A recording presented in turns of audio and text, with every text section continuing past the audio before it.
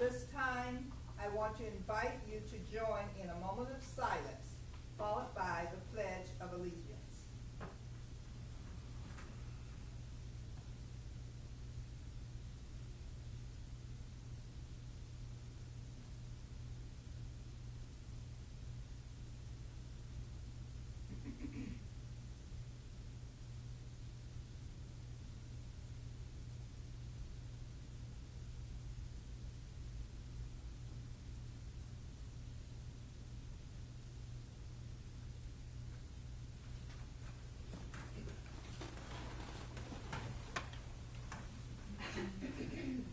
I pledge allegiance to the flag of the United States of America and to the republic for which it stands, one nation, under God, indivisible, with liberty and justice for all.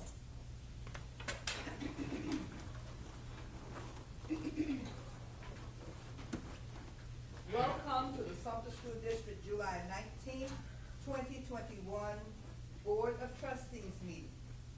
All persons wishing to attend the virtual meeting may do so via YouTube Sumter School District Board meetings and Sumter School District's Facebook page.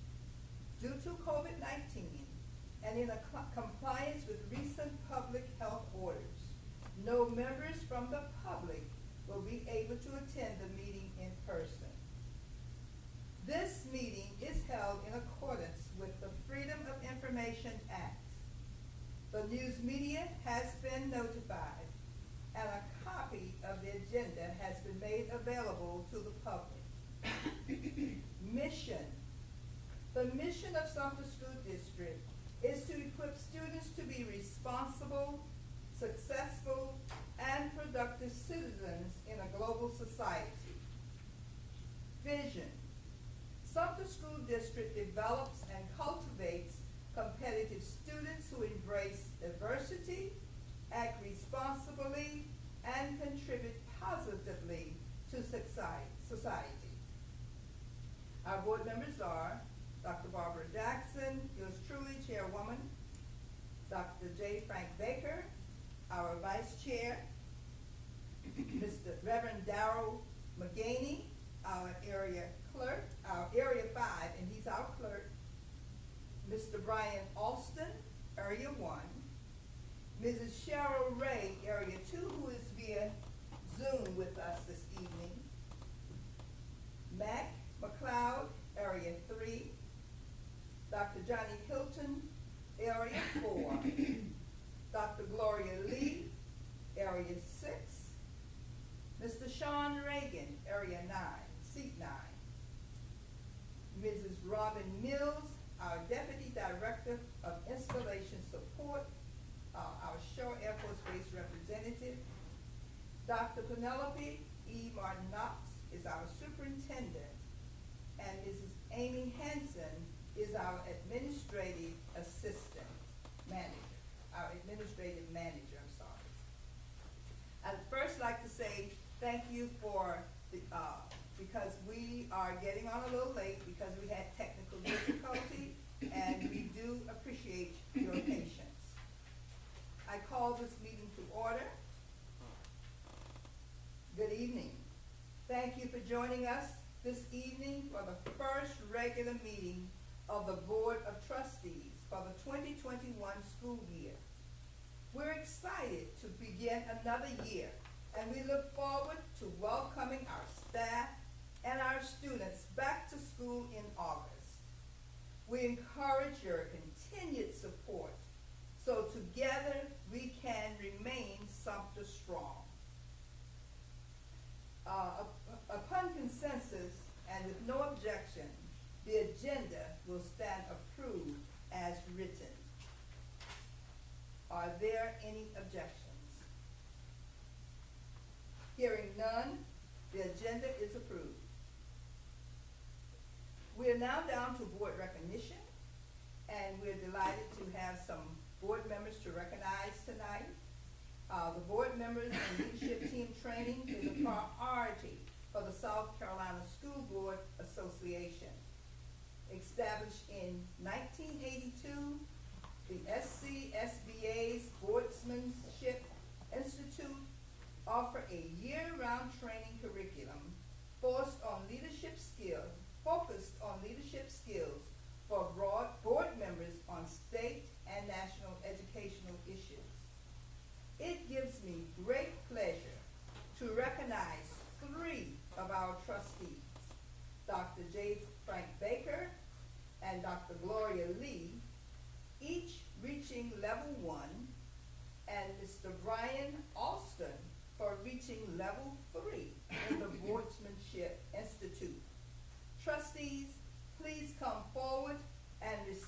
certificates.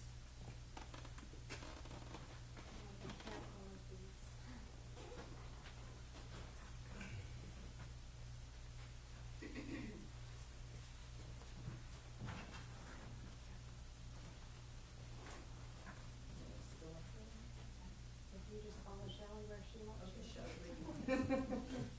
I'll come right up here, that'd be great.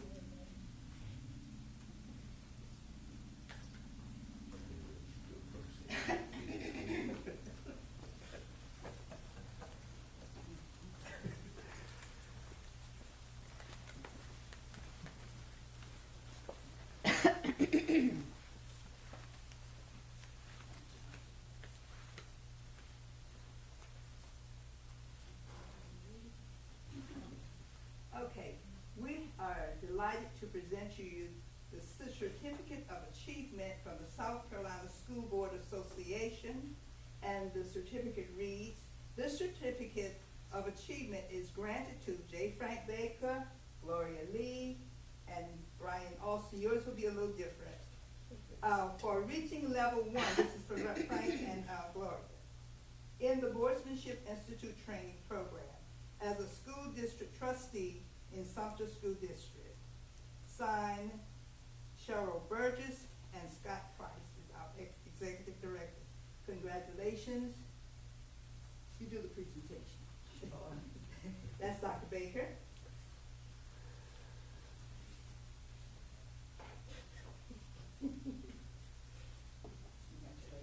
Congratulations. And congratulations to Dr. Lee.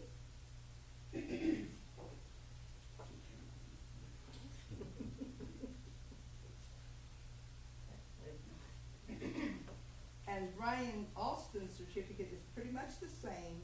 The only thing is he's been awarded his certificate of achievement for reaching level 3. And with his certificate, he receives a level 3 pen. Ooh.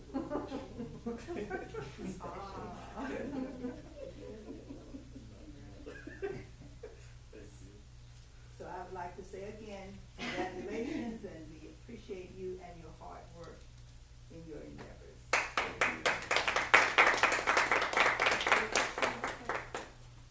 On 3, 1, 2, 3. Congratulations.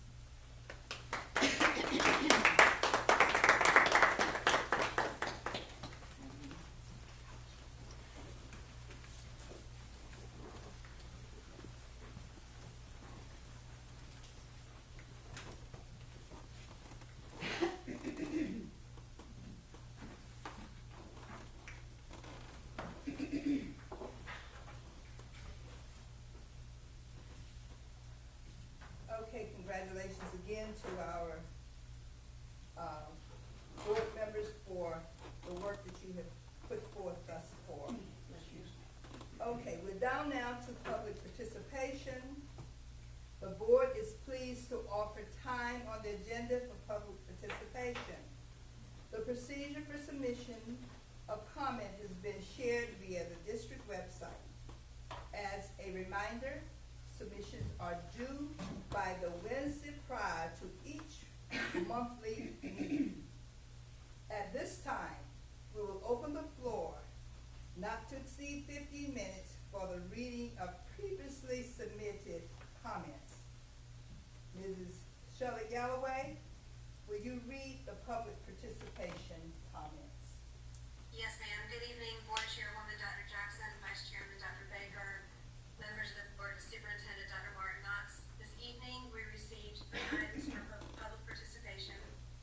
The first is from Mr. Charles Smith. And he writes, "I must go ahead and apologize for any offense that may come across in this statement. I try not to take things personally, but when it comes to my own livelihood, I tend to take that pretty personal. I previously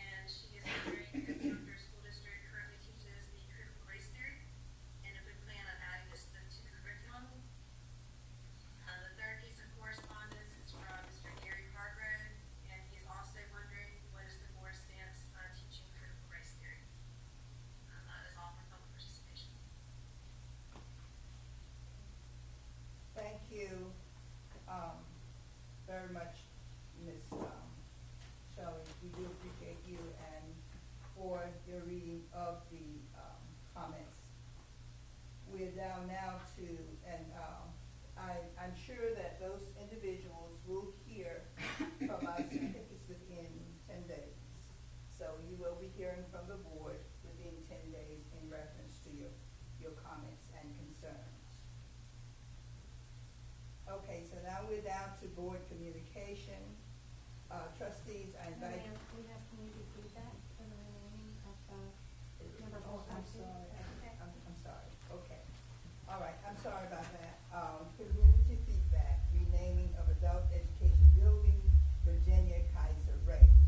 The Board of Trustees received a request to name the adult education, facility in memory of Virginia Kaiser Ray, who was a long-standing educator and responsible for working at the Adult Education Center.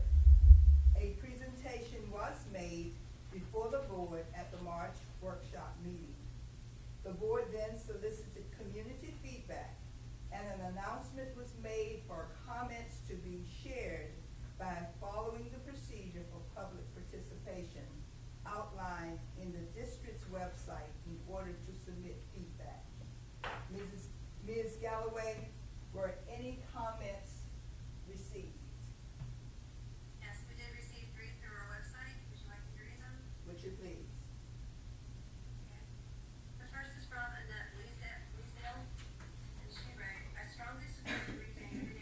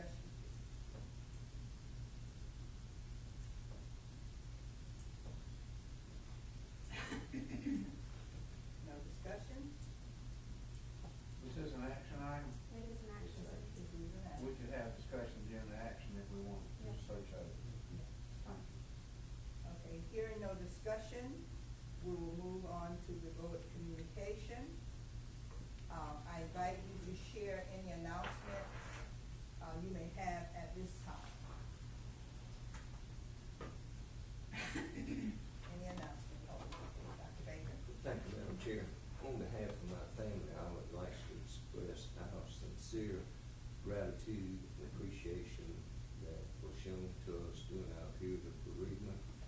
Our Board of Trustees, our district office people, our schools, faculty, staff, the love, the support, and kindness. And that was so comforting, and we appreciate it so much. So I did want to share that with our Board of Trustees and our entire school family. Thank you. I'm sure that everyone sympathized, and we had our secretary and had you at heart during this whole process. And still, we will continue to keep you in our heart as well as your family. Thank you. Okay, we're down now to committee report. Do you have anyone else to? We're gonna get you speak a little bit louder. Do we have anyone else for communication? Yes, good evening, everyone. I just wanted to say that I attended the Impact of Conference on Friday and Saturday. It was very rewarding, just to see the superintendents be rewarded and the great things that was fed back to us that I hope that I could use as a board member to share with others and to impact upon the teachers. Thank you, Dr. Reed. Anyone else?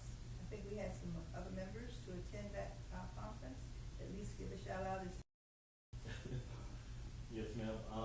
I also attended the South Carolina Caucus of Black School Board Members Impact Conference along with Dr. Lee and Trustee Reagan. It was an awesome time and awesome conference. I think we came back renewed and refreshed and ready to get to work on behalf of the Sumter School District. It was also a pleasure to be in the presence as our superintendents were We are going to talk a little bit louder. as our superintendent was recognized for her impact in our community. So kudos to Dr. Martin Knox as well for being an impactful superintendent in the state of South Carolina. Okay. Any other communication? Brian and Dr. Lee kind of summed it up. However, I attended as well, and I had a very exciting and engaging time. Thank you. Thank you. Anyone else? Okay, we appreciate the sharing of that information, and we look forward to your continued efforts in that way. All right, now we're down now to our committee reports. We will now, I will just tell you first about the Citizen Advisory Committee. We met on July 15th and had a productive meeting. New members in attendance were introduced, and selections were made of the subcommittees that they wish to work on. I know that the board chair, committee chairs, will reach out to the subcommittees in the very near future to schedule meetings. I look forward to the presentations and updates from the subcommittees that will be provided to the full committee at the October meeting. So that's the report for the Citizen Advisory Committee. Facilities, Mr. Ray. Thank you, Madam Chair. At this time, we do not have a report. However, we do have a date scheduled for the next meeting, and that is August the 2nd. At what time? 6 o'clock p.m. Facilities meeting August 2nd at 6 o'clock p.m. All right. Finance Committee, Mrs. Ray. Mrs. Ray. Finance Committee. The Finance Committee I will be scheduling a meeting in the next, few days, but we have nothing to report at this time. Thank you, ma'am. All right. Policy Committee, Mr. Alston. Yes, ma'am. Madam Chair, the Policy Committee will meet on tomorrow, Tuesday, July 20th at 6 p.m. here in the district office. That concludes our report. Okay, thank you, Mr. Alston. Transportation Ad Hoc, Dr. Baker. No, ma'am, no report at this time. Okay, thank you, Dr. Baker. Dr. Hilton.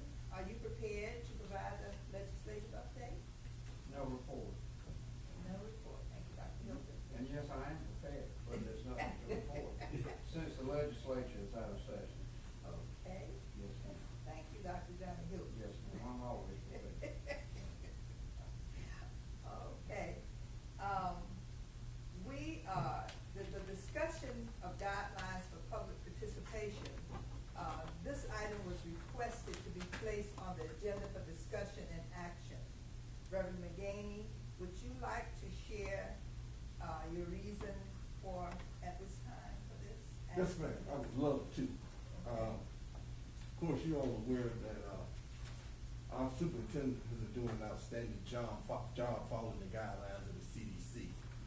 And I've been also tracking the CDC in regards to this Delta variant and watching to see where we go with that and seeing what the CDC said and looking at how we conduct our public participation and looking at how our other colleagues in Sumter, the city, when they hold their board meetings, their council meetings, and county council, and how when they do their county council meetings, I think it would behoove this board in an attempt to be more transparent, not to do away with what we already have in place, but to take an additional step as to put a face with some of these letters we're getting. I heard 3 letters a few minutes ago, and I sure would like to know the individuals who are writing these, put a face with the letters. Now, this is just my thoughts, and I thought it would be better for this board to allow the individuals who have a concern for public participation, keeping in mind we only have 15 minutes and we allot them 3 minutes, and you're talking about 5 people or at the most. You're not talking about 25 or 30 people. Just whoever have a concern. I thought it would behoove this board to show that extra step of care that we would like to see them in person. Now, since the CDC has relaxed their guidelines, and they still have relaxed their guidelines, with the exception of their enforcing the mask. And I think we can do that as a board, enforce the mask policy still. Although the CDC says you can do away with the mask, I think if we do that and allow them to wear their mask and still practice social distancing, you know, if we got have 4 or 5 in here, then I think it'll send a message to the community that this board is trying to work with the community and show the community. And I say that because I did receive some concerns that this board, everyone else, and when I did the research, because I see everyone else who follow the guidelines of the CDC, they have relaxed and they're opening up not only the meetings, but churches, funerals. Everybody has relaxed it, and some still chooses to wear their mask, while others still choose, while others are not. So, in regards to this board and this Sumter community, I asked Ms. Jackson, it would be good to allow those few people to come before this board so we can see who they are and we hear what they're saying, their concern. And those are my reasons for wanting it on the agenda. Thank you, Reverend Gaines. Do we have any other, comments on that? Okay. Yes, Madam Chair. I would just ask, Reverend McGaney, would you be against referring it to the policy committee for further discussion so we could iron out how that would look? I know you said a limited number of people, but just so that we could iron those unanswered questions out that may go into a lengthy discussion tonight. To be truthful, I would not like to refer it to the policy committee. I would rather this board, who is the governing body, to talk about it holistically. We have a procedure already in place for individuals that come for participation. If it's the consensus of this board who would want to take it to the policy, we don't need a policy on it. We can discuss it and whatever we need to do, unless we need to, amend or update something for CDC. We have a COVID-19 policy. So, my honest thought on that is I would rather this entire board discuss it instead of taking it to the policy committee. And I would also like to recommend, if it is the wishes of this board to proceed to hearing the public in person, let us start that in the month of August. All right, any other, discussion? Dr. Hilton? Thank you, Madam Chair. I agree with Reverend Gaines that I think it's time for us to go back to having public participation in person. And, he also alluded to having open meetings, I think. Or is that the next item on the That's agenda? the next item. Okay, well, anyway, as he said, county council and the city council, having people come to their meetings and make presentations, I don't see any reason why we shouldn't be doing the same. I do have a question, is this something that we would need to vote on, or is this an administrative decision, or how did we come to, the situation that we're in? I understand that the CDC guidelines were followed, but as he alluded to, those guidelines have now changed. So what action do we need to take to go back to doing what we've always been doing? I don't see where it takes any action other than to say, we're gonna follow our policy as provided because now the CDC says we can do so. Now, I could be wrong, but if I am, somebody help me understand what do we need to do to go back to doing what we were doing. Any other, we're trying to get all answers. Do we have any other discussion on it? And then we'll answer your question. Dr. Baker? Thank you. I agree with Reverend McGinney and Dr. Hilton. I think it's time. I have received, a few phone calls inquiring when we were gonna go back to open meetings, and, I think when you look at the other governing bodies and what they're doing, I think we should be in line with them, so I certainly support that, and I agree with him that we need to start it. August would be a good time, right? Okay. Any other discussion? You wanna see if, Ms. Ray can come out? Ray, did you want to have any input on the discussion of, public participation? Yes, I agree. It's, time for us to get back to letting the public come in and participate and attend the meetings. So I'm in agreement with that. Okay, thank you, ma'am. All right, now Johnny asked another question. Do we need to, vote on that, or how do we need to do that? Can you help us out with that? Yes, and this is gonna bring as an action item, as a, Okay, it's an action. It's an action. Okay, Madam Chair, I have a question, just for clarification. yes. What Reverend McGaney is bringing forth is, he's just saying that the persons that will, sign up for public participation will come before the board, not the entire public, right?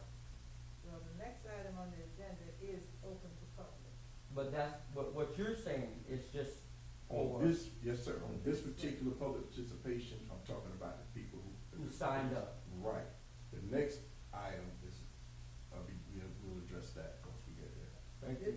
He's still only talking about the people Yeah. who are actually in, and I'm assuming that they would come in individually. Right. And, present what they want, and the next person, and that one would be allowed to go back out, and then the next one comes. I'll be glad to share my thoughts on the way the other engines are doing it. The point is, they have a number of chairs, it's on a first come, first served basis. Mainly the ones who are on who's scheduled to speak. The ones who are not able to speak, they can't get to, they try to accommodate the ones. Then the people should be able to speak. Like, I'm not sure why we're having this, if it's a voting item, why we're having this conversation, if it's already up for a vote. Well,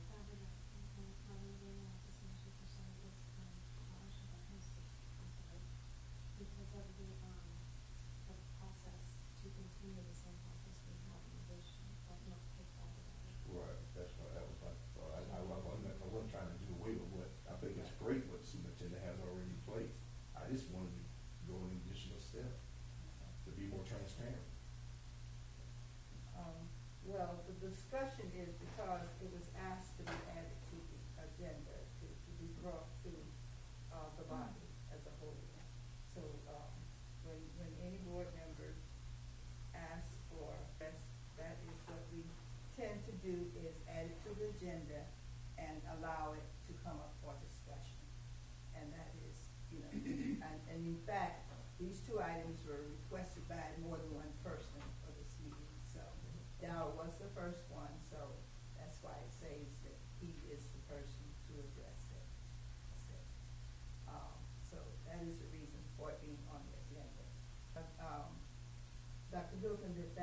your question also when you sat down? Yes, ma'am, thank you. Okay, all right. We're down now to the discussion of school board meetings open, to the public. And, this item also was requested by Reverend McGaney. And would you like to start the discussion? Yes, ma'am, in line with what I just said with the CDC, because when I started talking about public participation, as you were aware, I did have some other individuals mention, well, what if I just wanna come? And I can't refute that because the CDC has relaxed its guidelines, and like I said, when I look at the numbers going up with this Delta variant, I can't refute that either, because the numbers are going up, and then, like I said, but the CDC has not changed its guideline, they relaxed their guideline. Unless the CDC decides to say, hey, this Delta variant is going up, then all I can say is, let's open up our meetings to be transparent and allow the individuals to come to the meetings, just like everybody else. You can go to the grocery store, church, anywhere you can go, and people, you see people who have never been a virus. So I think we're the last ones in this county to go to open meetings, and we need to get on board. We need to open up our meetings to the public to show them we have nothing to hide. We want to be transparent. That's John, I saw your hand. Yes, ma'am, I also, that it's time for us to go back to open meetings and let the public come. Now, if we, and I'll just throw this out, if there are concerns about social distancing, we can choose to have our meeting in an auditorium at a school, so that, we can social distance on the stage, the people in the audience can social distance in the auditorium, you know, all the high schools have auditoriums. You know, if we don't wanna go to a school, I'm sure, Patriot Hall, let us come up there and have our meetings up there, at a more central location, but we need to go back to having open meetings so that people can come and hear what we're talking about, see what we're talking about, have, public participation, share their thoughts, ask questions, as we have done in the past. And I also agree that the COVID is going up, but it's among people who are not vaccinated, and I'll just throw this out there, everybody needs to get vaccinated. Thank you so much. Thank you, Dr. Wilson. Any other discussion or input?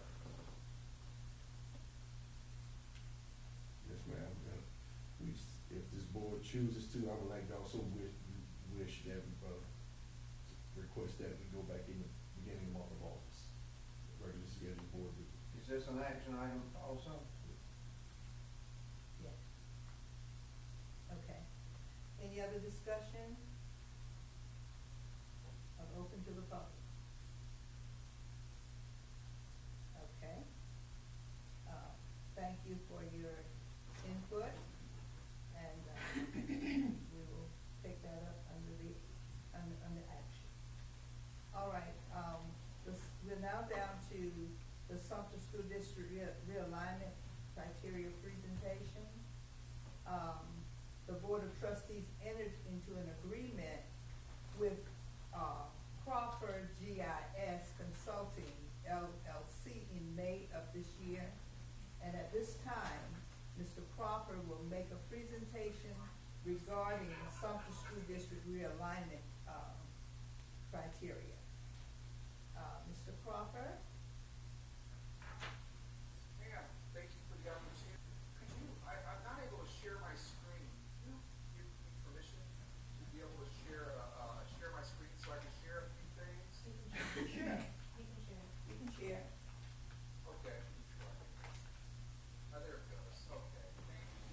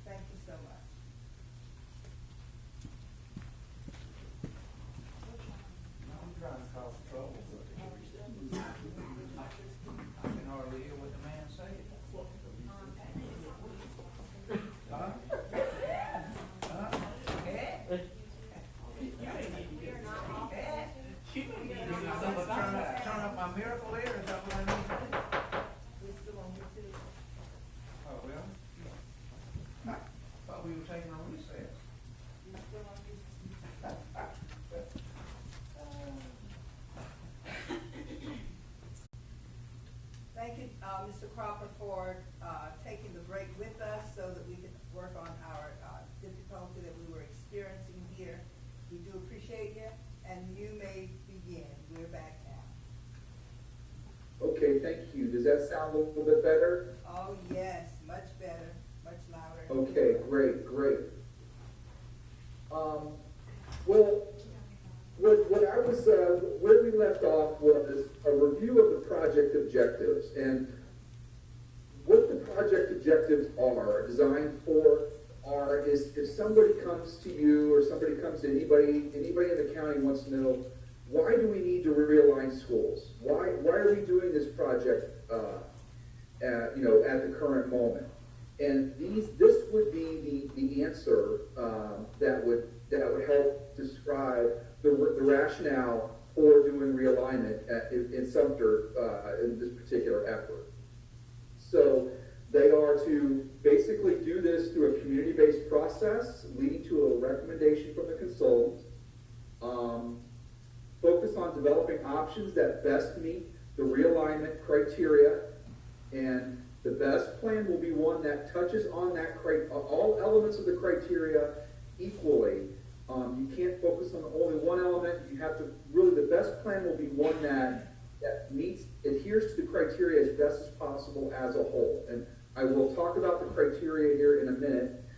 That's a separate sort of stool to the leg to the stool here for us to create for the foundation.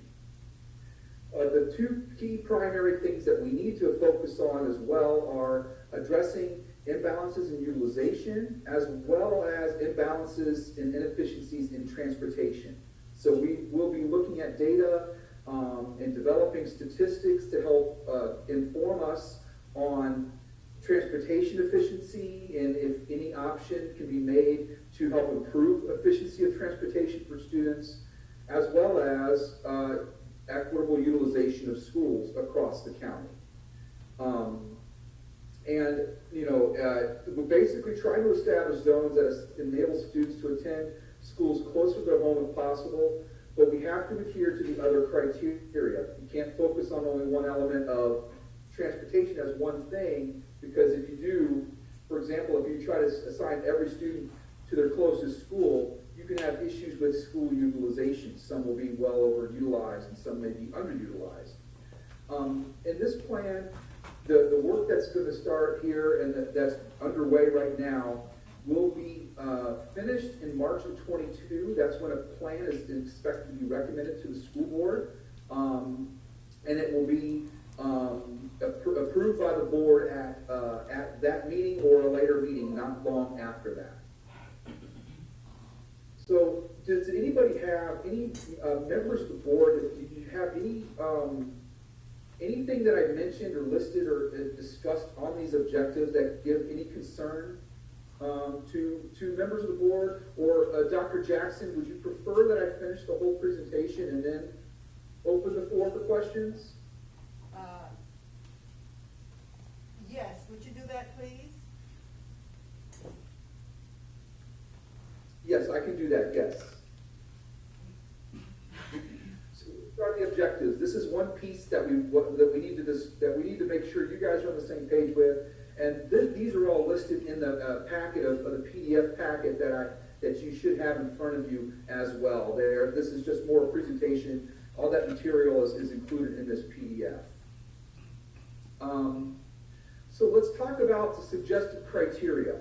So as I mentioned, criteria are, if somebody asks, well, if you're going to realign schools and move zones, what rules are you going to follow, and how are you going to go about moving lines, and how do you do that? What rules do you follow? These are what we call realignment criteria, and this really helps to keep everybody focused on objective data and information.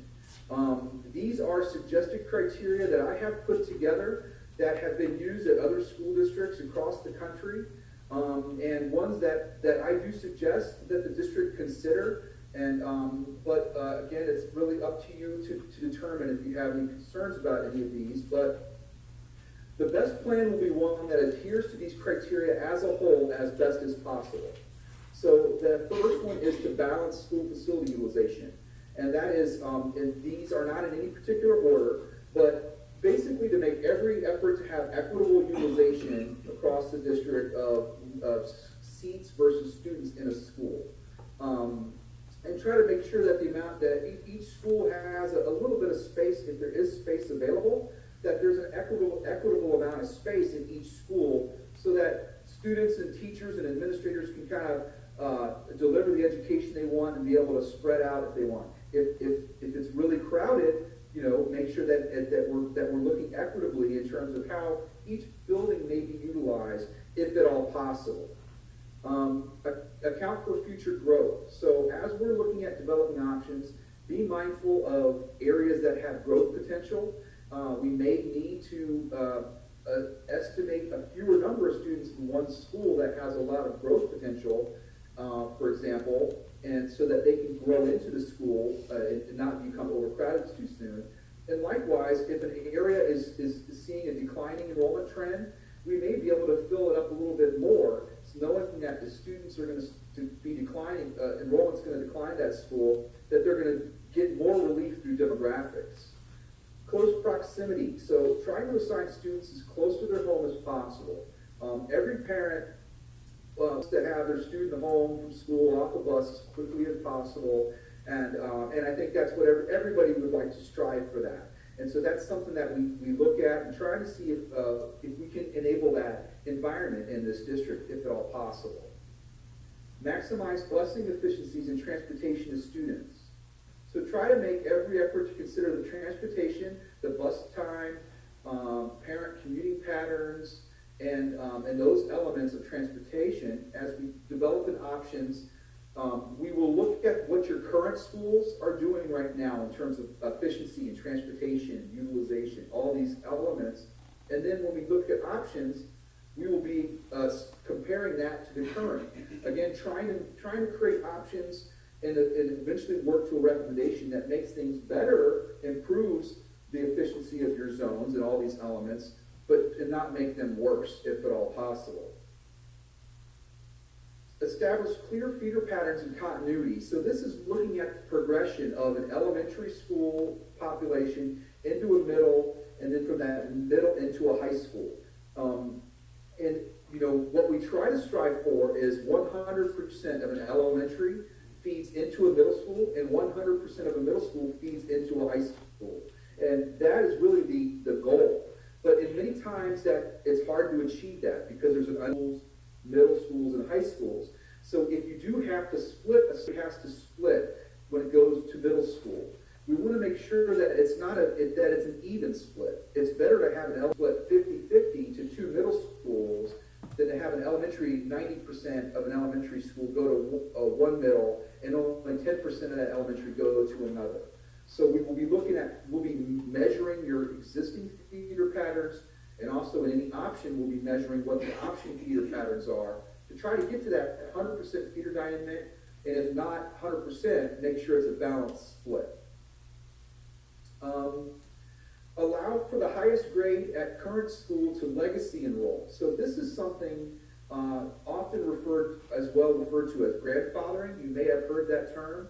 What this does is just further reduces the impact on students who are coming into their final year of school at a particular level. So what this would do would allow students who say we implement these zones in fall of 22. As students coming into their 5th grade year in that final year, the district would allow those students to continue at their same school that they're at and not have to move, provided they get their own transportation. And so that would be 5th grade, 8th grade, and then 12th grade. And that's usually a very common measure to further reduce the impact and let the students who are just finishing out that final year of school to stay there and finish it out, and then but they have to provide their own transportation, and that's really common. We typically also recommend not to extend this legacy enrollment provision to siblings, because if you bring siblings in and allow siblings to participate, the legacy enrollment provision could go on perpetually. You want to try to have this come to an end, the legacy enrollment, so that you can get to the estimates that you're planning on, but also give students some relief who may be coming into their final year. Another criteria is to minimize the impact on students. So we will be measuring how many students would be impacted at every level for any option, and looking at that side by side for all the options, so that in addition to the other criteria, how many kids are we moving at elementary level, and how many students are moving at middle and high school in order to achieve the option that may be drafted. Account for economic, cultural, and ethnic diversity. So looking at the demographics of the schools right now, what is the demographic composition of the schools, and as we develop options and align with the other criteria, see if there is an imbalance in demographics, to see if we can make the demographics more aligned with what the county's demographics are. Again, doing this as a component of the criteria and looking at it as one piece of the puzzle and trying to solve and working through this without compromising all of the other criteria.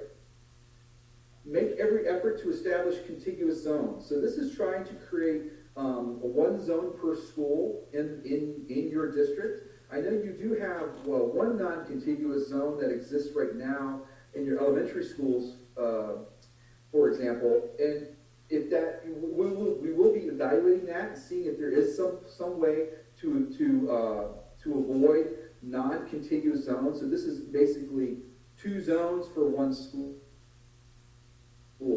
It's best practice to have one zone for one school, and it's in a perfect world you'd have a school in the middle of the zone.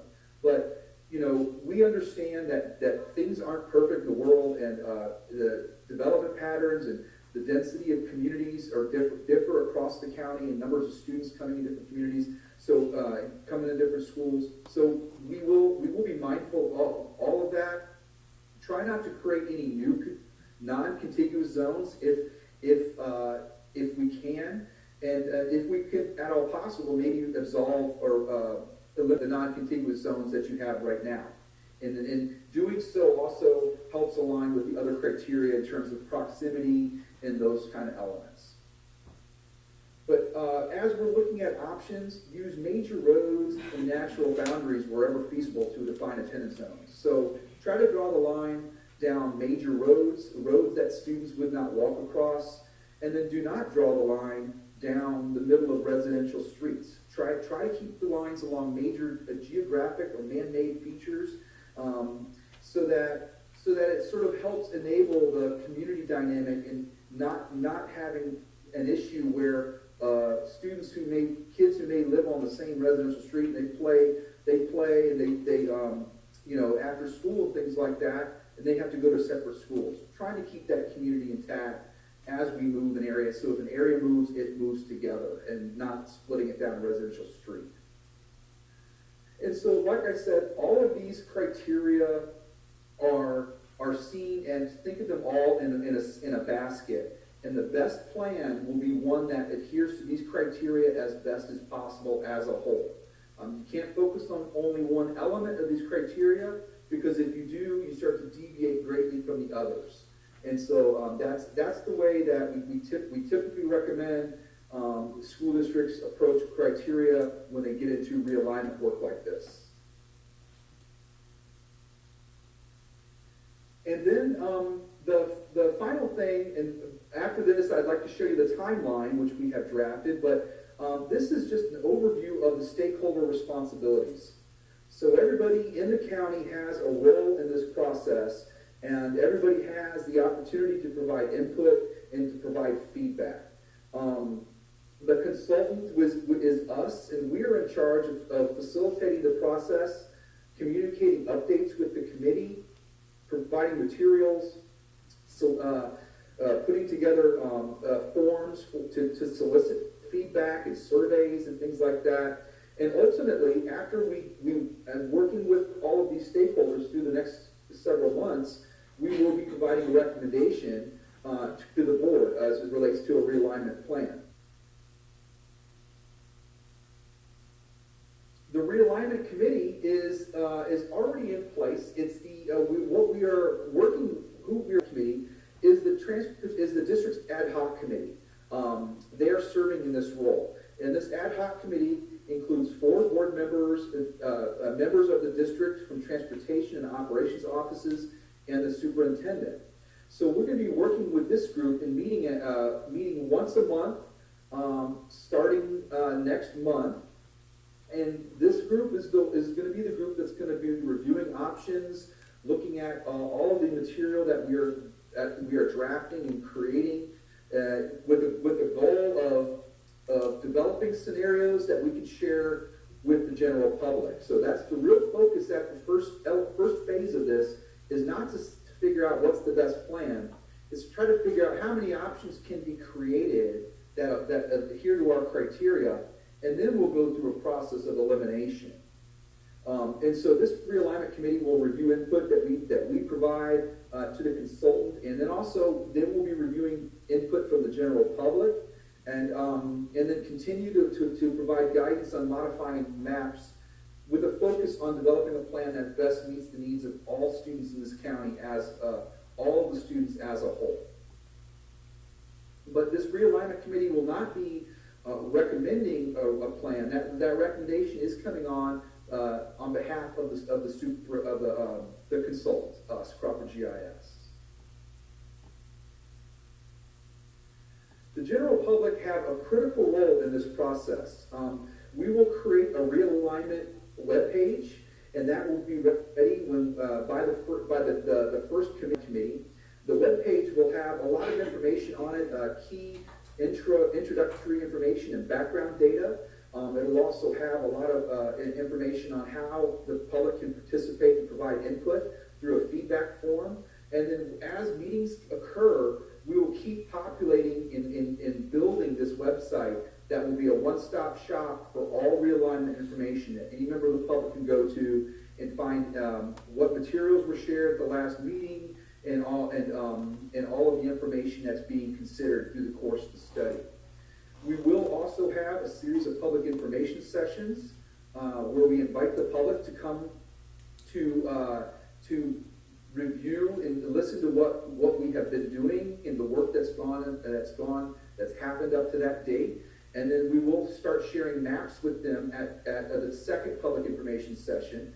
And then we will have a survey at that time where members of the public can participate in a survey and give us additional input specific to the options that are being drafted and shared with the public at that time. And then the school board certainly is an important player in this, in that nothing is final until the board approves a plan. So everything is draft all the way until that final gavel is hit and the board approves the plan. But the school board is in charge of giving us sort of the framework, like we're discussing here, helping to advise staff about policy-related considerations and other board-level decisions and things like that, things that are required decisions by the board. And then ultimately the school board will vote and approve on a realignment plan. And that is expected to happen in March of 22. And then I have the timeline here, and this is in 2 parts because the timeline has some meat to it. But you can see this, the first half of the timeline work starts in July. And so we have already been collecting data and putting data together and getting maps together and collecting your school capacity information and prior demographic studies and things like that. Information that'll help us build a good foundation for starters. And then that you'll see that our first orientation is tonight. So here we are at the first element of the timeline.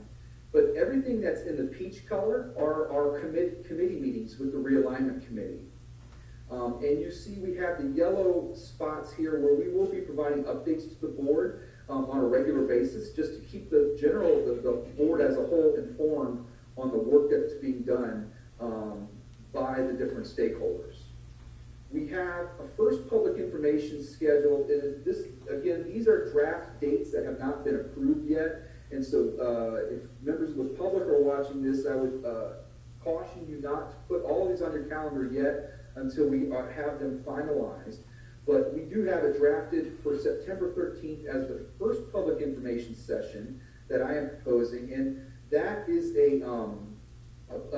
basically a session where we invite the public to come learn about the process. Option maps will not be shared at that time. It's just giving them a background on the objectives, the criteria, stakeholders, the timeline, and how the members of the public can participate. And you can see that we go through a course of meetings all the way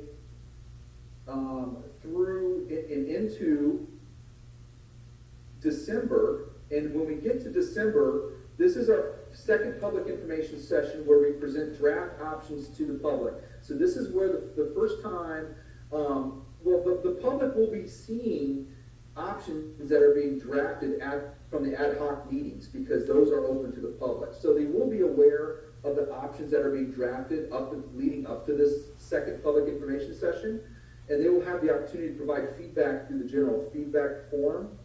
But at this green public information session number 2, that's dedicated for the public to share, to package it and share it with the public as it is drafted at that time, and then to solicit the public to give input at that time. You can see we do more meetings after that, and we have a third public information session in February to share updated and modified maps with the public. And at this time, we'll probably, when we start getting into February, we'll probably be leaning toward maybe 2 maps and starting to narrow down our focus on leaning towards a recommendation. And but the public will be with us along the way and providing input, and that we do study through the course of the entire process. You see, we have a final March meeting, and these meetings all align with the ad hoc board meeting schedule.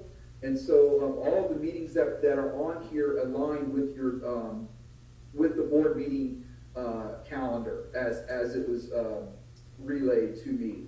And then the final presentation of recommendations is expected to be presented to the board on the 28th of March. And that's probably when usually what we do is we present the recommendations, and then the board gives a little time to consider, and then they will vote at a following board meeting. So those are the things, the key pieces that I wanted to bring to you tonight, and just to try to see if we could have some consensus on these items so that we can continue moving ahead with our timeline. And if there are any other concerns or considerations, I'd like to hear from you guys. And so at this point, this is all I have to share, and I'd be happy to go to other prior sections of the presentation if you have any questions. Okay. If you have questions, I see Johnny's hand, I see several hands up, so I saw your hand first, Johnny, so let's start with you. Mr. Crawford, thank you for being with us this evening. Can you hear me okay? Yes, sir, I hear you just fine. I have a couple of data collection questions, if I may. So you mentioned that you have already started collecting data. All right, so what data do you use to determine where Johnny lives now? Yes, that's a great question. So one of the pieces of data that we collect that's critical to this study is student enrollment data. And so we have a list, a database of all the students in the district. And for the study, we map out all the students so that we know where every student lives in the district. And then so that therefore, with that, once we have a map of all the students in the district, we can count students on any particular street or any neighborhood and understand how many kids live there, what grade levels are they in, and what schools they go to. In addition to that, we have your school attendance areas and your school locations and school capacity. And then on top of that, so that's the school-related data, We also have data from the county on all of the addresses and address points within the county. So we know we have that information to help us map out your students, but then we can also use that information to understand general address information within the county. So to answer your question, we have a combination of data from the county and then also data from the school district.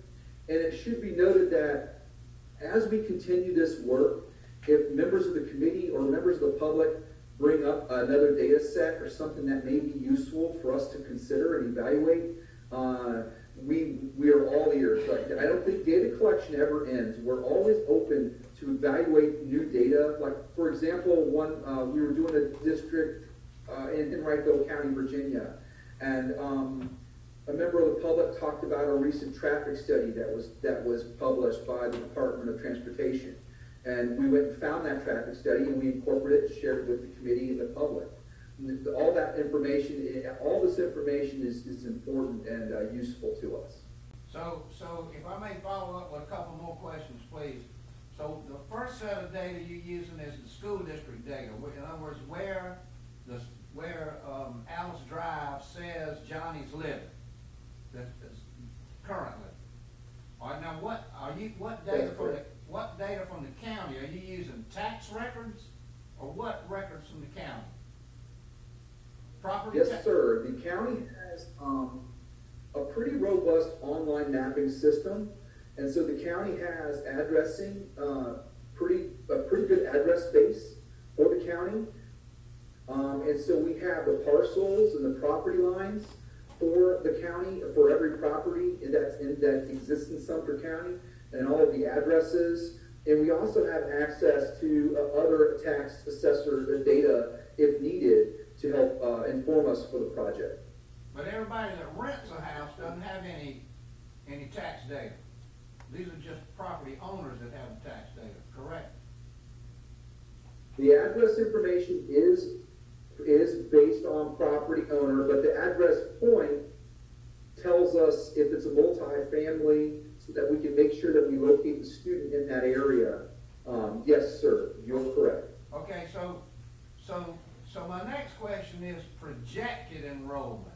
How are you looking at development, real estate development, where people are buying houses, what neighborhoods are growing, what neighborhoods are declining, and so what we need to know is where's Johnny's little brother gonna live that hadn't been born yet?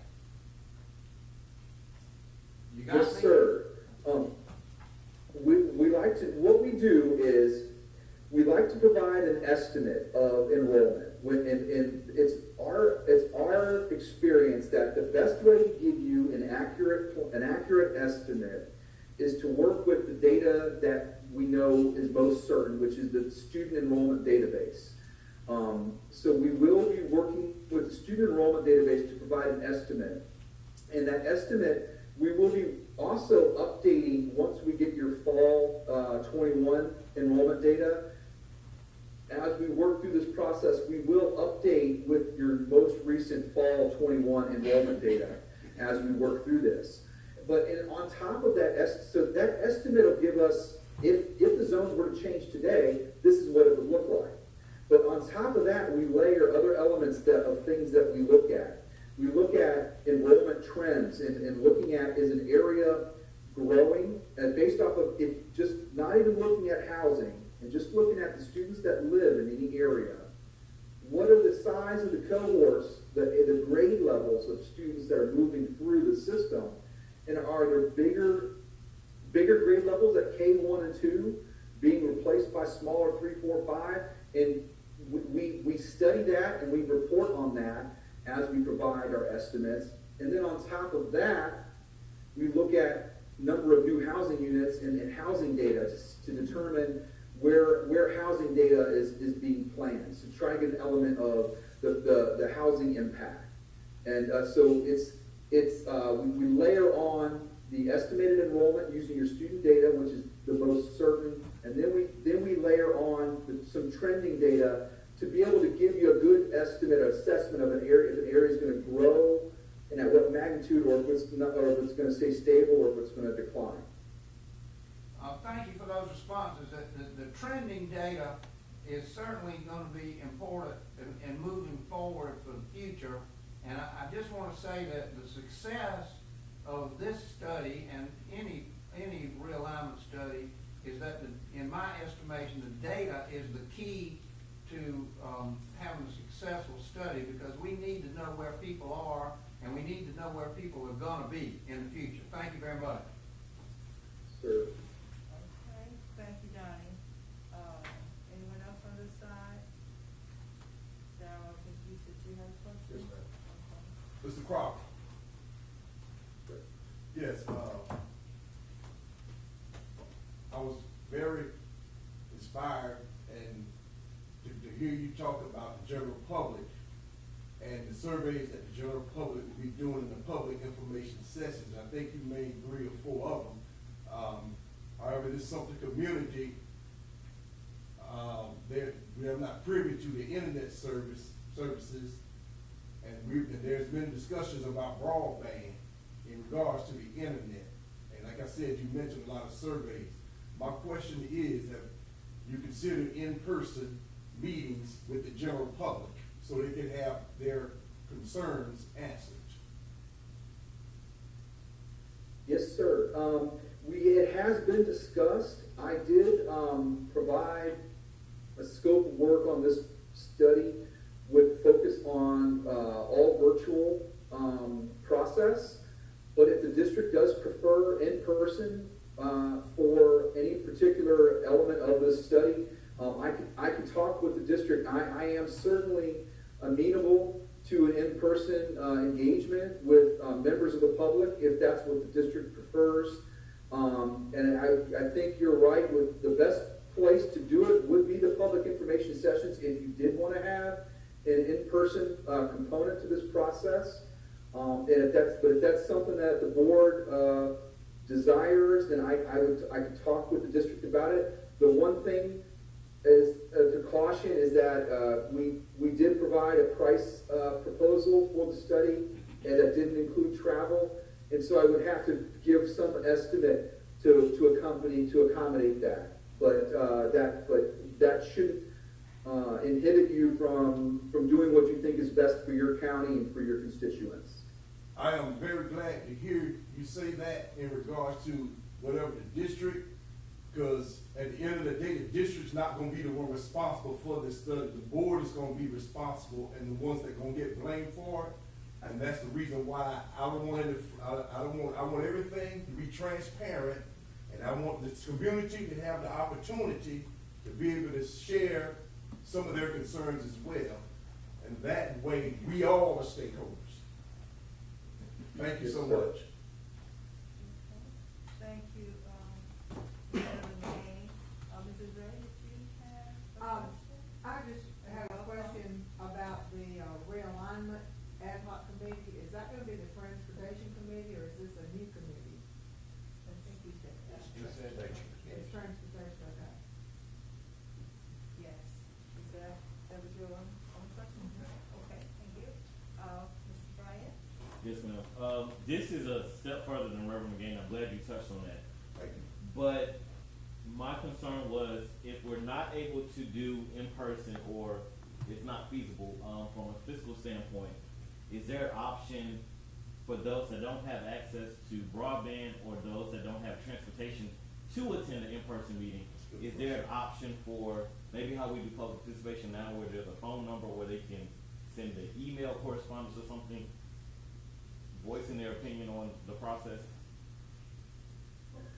Yes, sir, and I apologize, I didn't hear, I'm pretty sure I heard you, but it was a little bit choppy, but I'll repeat your question. I think that the question that you had was, if there are members of the public who do not have technology or internet connection, what is the way for them to be able to participate and provide input in the process? Is that correct? Yes, and a step further, if they're not able to have, if they're not able to attend an in-person meeting, is there a way for them to submit their comments either in writing or email or something of that sort as well?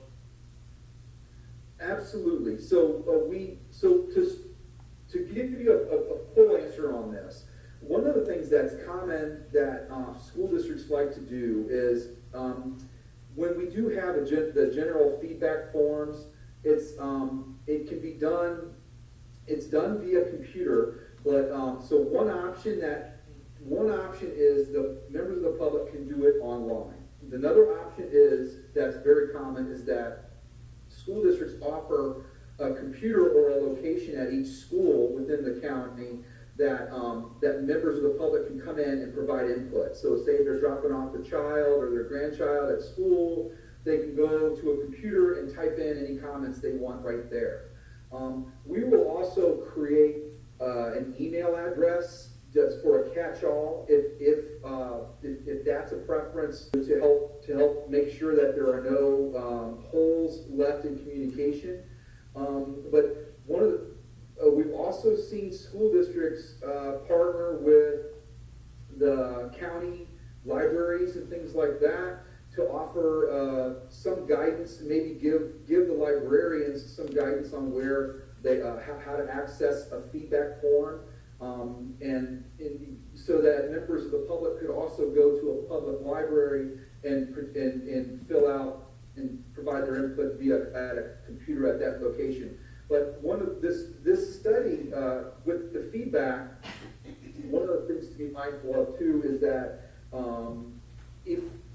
even if you have a phone with cell reception, you can use that to provide feedback. So all the materials that we will be forming and drafting for the public's consumption will be compatible and can easily be completed via smartphones as well. And I do understand not everybody has them, but that does pick up, I would say, a greater majority of the population in the county.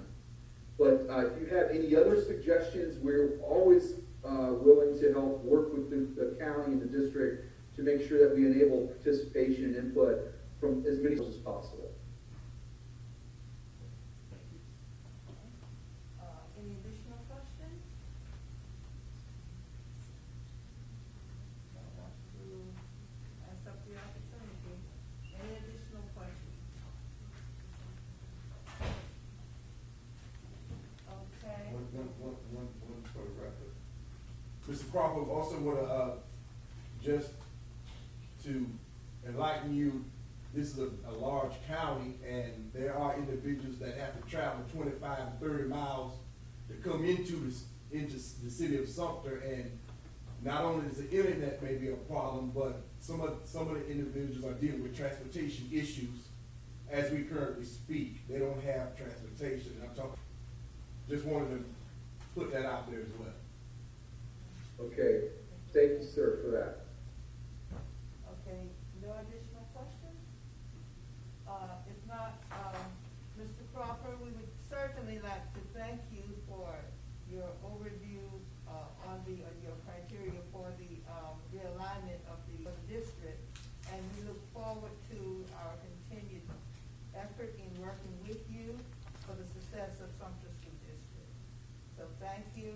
We do appreciate you and appreciate your input. And if we have additional questions, I'm sure we'll be getting back with you. And if not, we'll hold and look forward to the outline and the dates that you've shared with us. So we do thank you. Thank you, ma'am. All right. Okay, that being said, we listened to the realignment presentation, and we will move forward with that. Okay. We are now down to the superintendent's report. And Dr. Martin Knox, would you please proceed with the items under the superintendent's report as you see fit? Yes, ma'am. Good evening, Chairwoman Jackson, Vice Chairman Baker, members of the Sumter School District Board, and members of the Sumter School District community. It seemed like just yesterday we were talking about closing schools for the end of the year, and we are now having the conversation about opening schools as we prepare for the 2021-2022 school year. And we have been well underway in our work.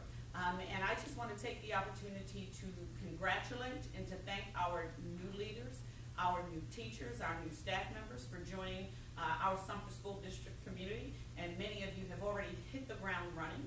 And I want to thank our community for participating in many of the activities that have taken place thus far.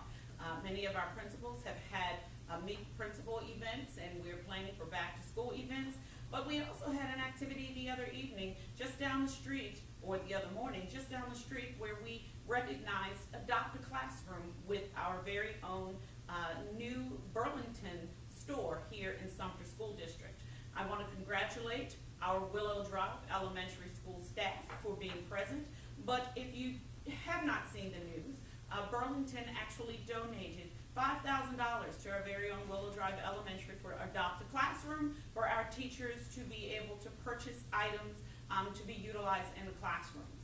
So I'm just so excited about the work that we'll continue to do at Willow Drive with the leadership that exists there, the students in which we serve, and the partnership with our teachers and our community. I just want to commend you for all that you've done, and to publicly thank Burlington Store for your contribution to our school district. I also want to thank our students who have continued in the learning throughout the summer. We've had summer school already, and we're now in the midst of Jump Start. So if you have not seen many of the items that have been displayed through our very own item and through news media outlets, one of the schools we've been able to recognize is Cherryvale. So I just want to commend Cherryvale and the leadership and our teachers for continuing to give themselves during the summer to ensure that our students are continuing to learn during this time. At this point, we're also going to turn it over in a minute for Ms. Galloway to share with you just some information as we're preparing to reopen our schools. But before we do so, I just need to commend a couple of students. Under the Southern Regional Education Board, our very own Sumter Career and Technology Center students were recognized for scoring at the proficient or the advanced levels on the advanced career end of course assessment. Now, many people may say that's very challenging on a regular day, but during the midst of the pandemic, it's even more challenging. But this is only a testament to the resilience and the perseverance of the students we have here in Sumter community. This program of study that we're talking about prepares our students for college and career opportunities in a high-demand STEM field crucial for the American economy. So I'd like to extend a very big congratulations to Alexander McCoy for aerospace engineering, and for Landon Rivers, Christopher Bryant, and Nathan Hill for their work in the integrated production technologies. So kudos to our students for scoring the way in which you've done, and thank you to our educational staff at Sumter Career and Technology Center, and as well as our leadership for providing this opportunity for you to continue to accelerate. And so at this time, I'd like to move forward with another item. For any information that we speak of and that we share, it is always posted on our school district website, but also shared with you through social media. So I encourage you to make sure you follow us along on Twitter, Instagram, and Facebook for any information, but also on our district website. And so at this time, when we talk about school readiness, Ms. Shelley Galloway will share with you information that has already been posted on our website, but also shared with the South Carolina Department of Education. And as with anything that we're doing during this time, we will keep it updated and relevant as changes are dictated or that we need to comply with as it pertains to CDC, DHEC, and the guidelines by South Carolina's Department of Education. And at this time, we'd like to just give you an overview of our safe return to in-person instruction. So Ms. Galloway, would you please be so kind? Yes, ma'am. Good evening once again, Board Chairwoman Jackson, Vice Chairman Baker, members of the board, and Superintendent Dr. Martin Knox.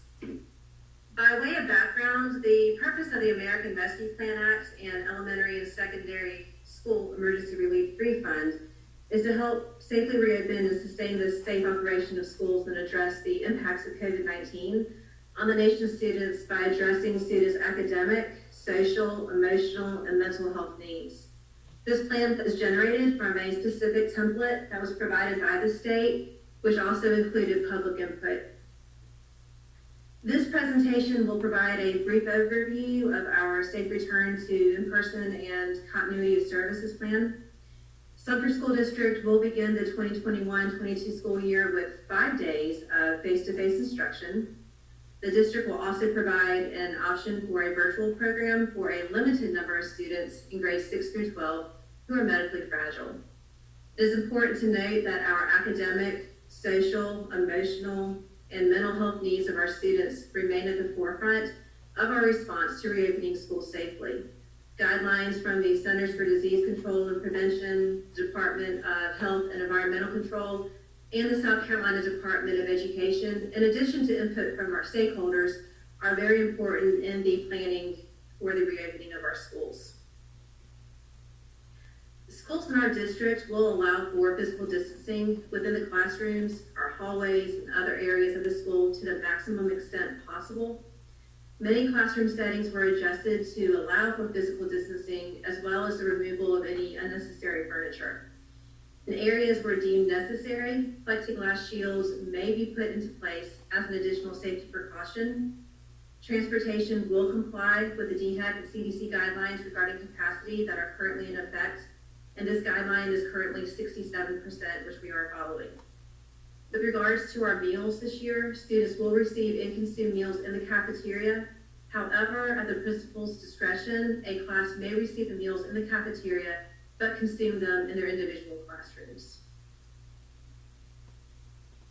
This school year, face coverings are optional for students and employees. Visitors are no longer required to wear masks. Please note that the CDC currently recommends that all employees, students, and visitors who have not been vaccinated wear a mask. Most recently, we received a notification that the use of face coverings by students and staff on school buses and within school facilities remains a recommendation only of state and federal public health officials. And so although face coverings on school buses are no longer mandatory, Proviso 1.108 does not prevent school districts from encouraging the wearing of face coverings in these settings. So once again, we are unable to mandate the use of masks. It is voluntary. Students can choose to wear them or not. And we will continue to monitor the COVID-19 data in our community and adjust our protocols as the regulations allow. Schools should take the following steps on the slide to help keep students and staff from getting sick. These steps should be followed at all times, not only during the pandemic, but at all times. It is very important to set clear expectations for hand washing and respiratory etiquette, as this entails training, signage, and ensuring we have adequate supplies. Our building services team diligently works to properly sanitize our classrooms, restrooms, and common areas. The sanitization of our facilities and our buses will remain a top priority to help mitigate the spread of COVID-19. These steps include, but are not limited to, sanitizing at least daily and more frequently if feasible, to clean and disinfect frequently, touch hard surfaces pursuant to CDC guidance, ensure proper ventilation is used during cleaning and disinfecting, limiting the access to areas used by a person who may become ill until the area is properly cleaned and disinfected, and also to disinfect the buses after each route, including high-touch surface areas. Again, I really would like to take this opportunity to commend our schools and our building services staff for taking the sanitization of their schools extremely seriously to help ensure the safety of our students and our staff.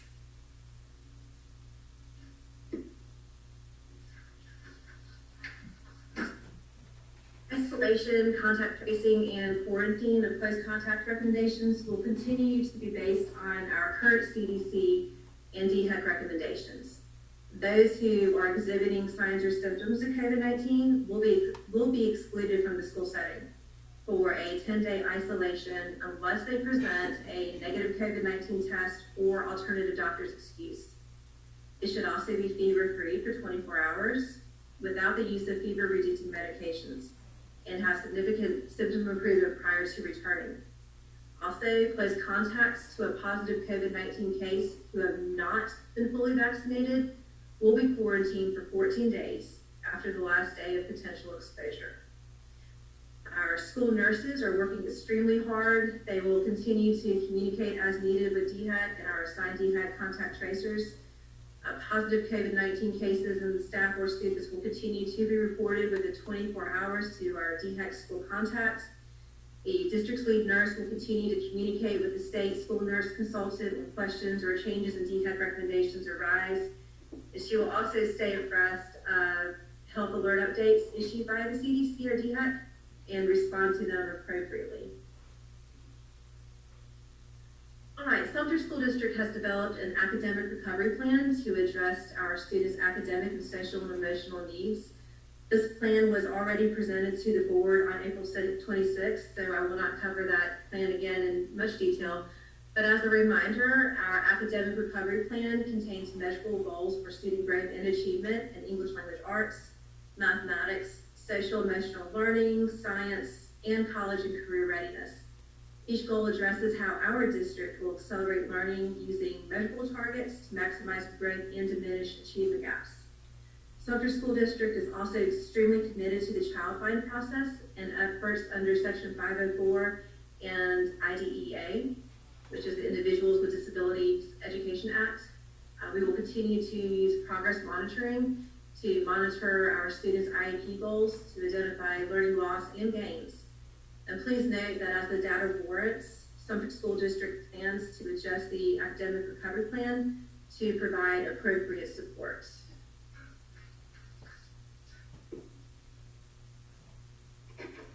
Okay, and in conclusion, during the development of our safe return to in-person instruction and continuity of services plan, we did seek input from our faculty, our staff, our parents, our students, and community members through an online survey that was sent out through EduLink, also social media, and on our website.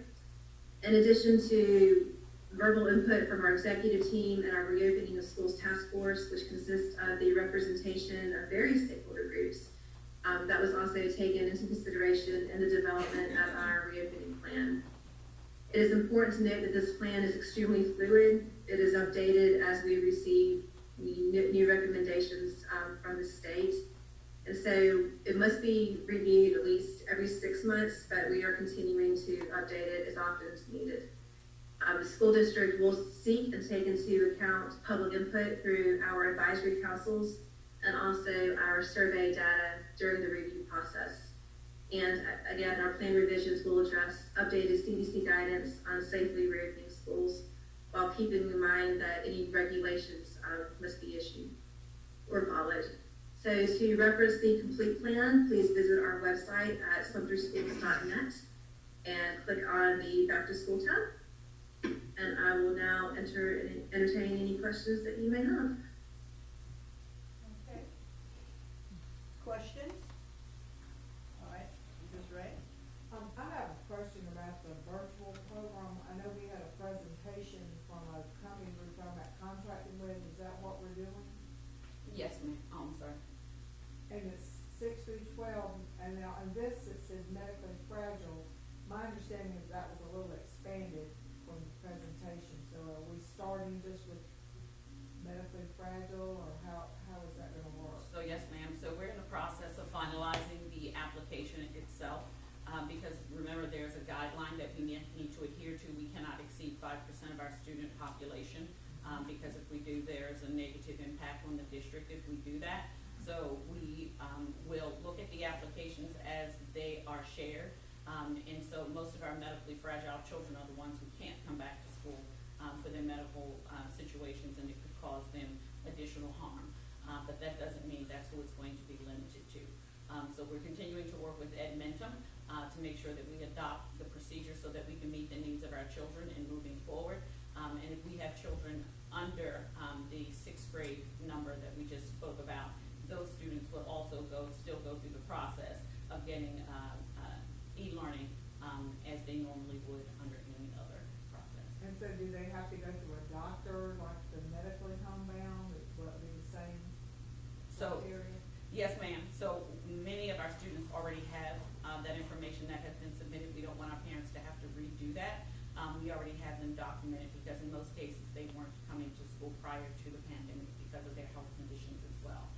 We want to make sure that our students are completing their graduation requirements while, under this, virtual option and plan. But one of the things that it does do is it eliminates us having to have our teachers teach virtual and face-to-face. So that was the major intent of, still trying to give our students continuity of services while also minimizing the work that our teachers have to do. So, did I answer your question? Yeah, and I'm asking because I think there's still some confusion Okay. among parents about was there gonna be a virtual option this year? That still hasn't been exactly clear, so I want us to make sure we are clear. Yes, ma'am. So the virtual option will be for our children who have to have the virtual option. Because again, the guidelines under South Carolina's governance is we cannot exceed, we have to offer face-to-face or with impact funding, and we can't exceed 5% of our student population. So that's the only reason why we did the application piece, so we can manage those numbers as well and make sure that we address the needs of those who are most in need before those other factors are taken into consideration. Does that answer your question, Carol? All right. Thank you. I just want to follow up on that same question. So there's not going to be a virtual option unless you have a medical condition. And so again, to follow up, how is that medical condition who determines, who qualifies as having a medical condition? The child's pediatrician. So we have kids who already are home. So if we have kids who have diabetes or those who've been identified as being more susceptible to the virus or contracting any type of virus, those are the students who have already been documented. We have students who have trachs and they have difficulties with ventilation. So many of them already have, with breathing, many of them already have the medical documentation But for that. if one does not, then Then they they would need to get it from their doctor. Yes, sir. Okay, thank you. And we will also take into consideration making sure that we recognize those students who were successful in virtual versus those who had some challenges. We will take all of that into consideration, but the medical piece would drive most of the applications, or should drive the application.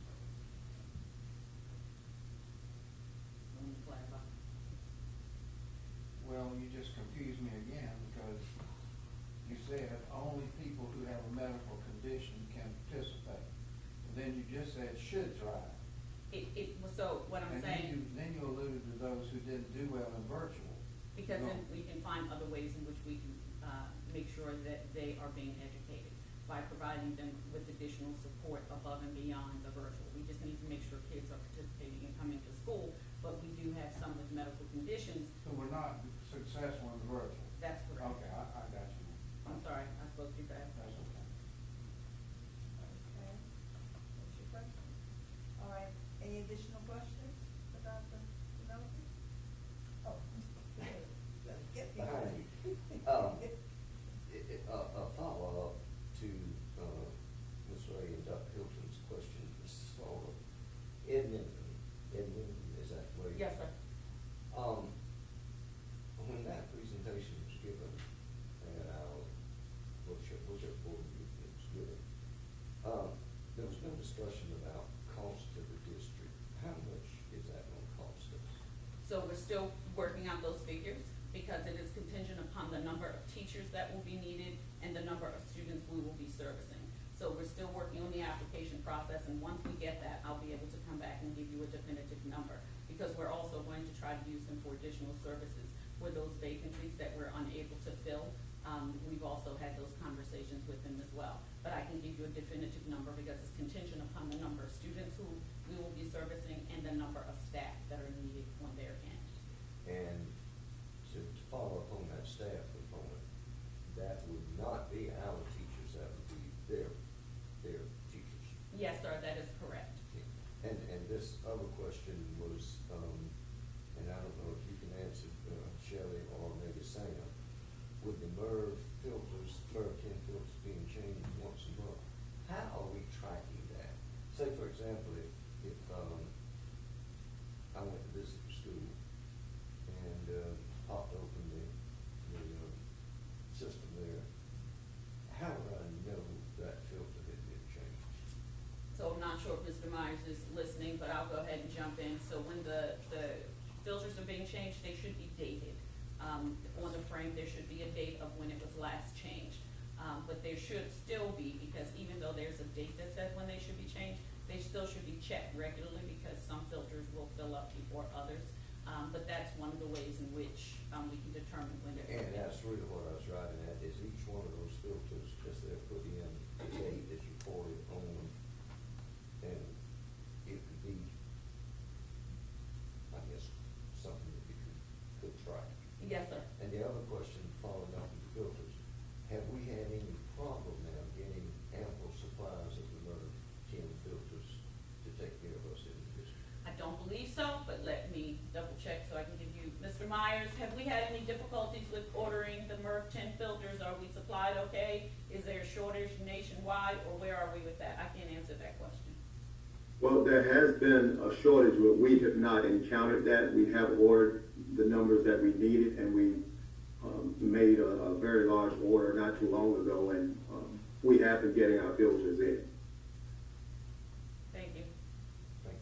And was I correct with my response? We're still doing that practice of labeling the filters when they're changed with the dates, correct? Yes, ma'am, you are correct. Any additional questions on the school readiness update on the, no?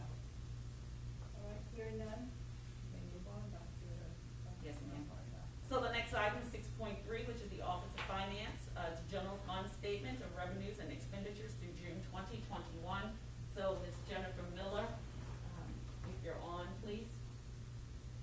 Yes, ma'am. Good evening, Chairwoman Dr. Barbara Jackson, Vice Chairman Dr. Frank Baker, board members, and Superintendent Dr. Martin Knox. This evening, we have the preliminary general fund statement of revenue and expenditures through June 30th, 2021.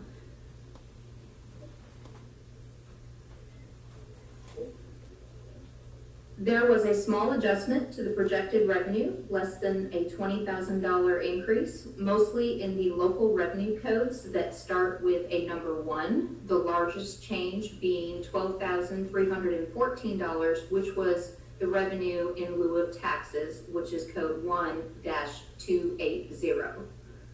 Please note that the county is working on reconciling and closing out the year, and the tax revenue number projected could change depending on that, and also the year-end adjustments for accounts receivable and deferred revenue. We will need the 30 and 60-day collection reports from the county, which will not be available until after August 30th to complete those adjustments. Moving on to the expenditures. The expenditure projections have been adjusted and will continue to be adjusted as we close out the year. Payroll and benefits were adjusted by a decrease of approximately $1.6 million. Please keep in mind that we need to adjust all accruals for payroll benefits and non-payroll expenditures at year end, and these figures will change. Moving to other financing sources, the indirect cost increased by approximately $250,000 as a result of grant activity. The changes noted above result in a projected change in fund balance of $6,720,231, bringing the general fund balance projection to approximately $32 million. As stated previously, these figures will change as we continue to close out the year for the annual financial statement audit with our routine year-end adjustments. While we perform the year-end closeout, we are evaluating the possibility of paying a one-time retention stipend to our valuable employees who work diligently throughout the entire fiscal year 2021 and will continue to work with the district in fiscal year 2022. The amount will depend on the final balance once the year is closed out. Are there any questions on the general fund? And any questions? Yeah.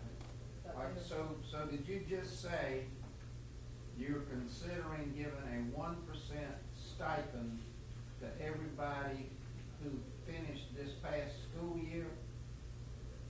Is that what you said? What did you say about the 1% stipend? I'm sorry, I'm having trouble hearing. All right, You, repeat what you said about the 1% stipend. what was stated was that Yeah, while we retention. perform the year-end closeout, we are evaluating the possibility of paying a one-time retention stipend to our valuable employees who work diligently throughout the entire fiscal year 2021 and will continue to work for the district in fiscal year 2022. So those who worked in 21 and are coming back in 22 may get a 1%. One time. She said retention, One a time. one-time retention. Why am I getting 1%? Am I making that up? Yes, you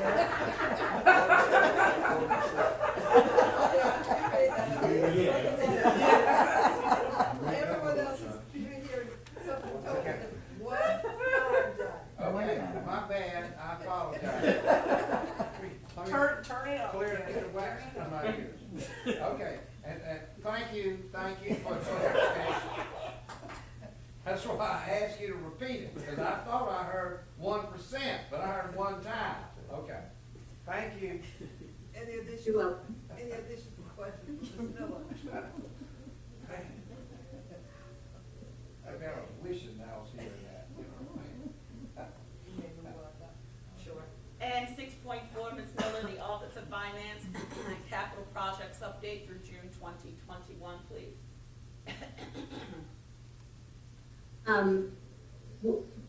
I'm sorry, you said moving on to the capital projects? Yes, ma'am. All right, sorry, I'm having trouble hearing. It's You okay. have the June 30th, 2021 capital project funds in front of you. They are funds 519 through funds 526. I'm not going to go into all the details, but if you have any questions, we'll take those now. Questions? Hearing none. And 6.5, the Office of Finance Resolution authorizing the annual 8% general obligation bonds. Ms. Miller. Yes, next we'll discuss the 8% general obligation bond resolution. This is our routine bond issuance each fiscal year. We have Mr. Mike Gallagher, a director with Compass Municipal Advisors, our financial advisors, and Ms. Franny Heiser, a partner with Burr Foreman, our bond attorneys, with us this evening, and I will turn the presentation over to them at this time.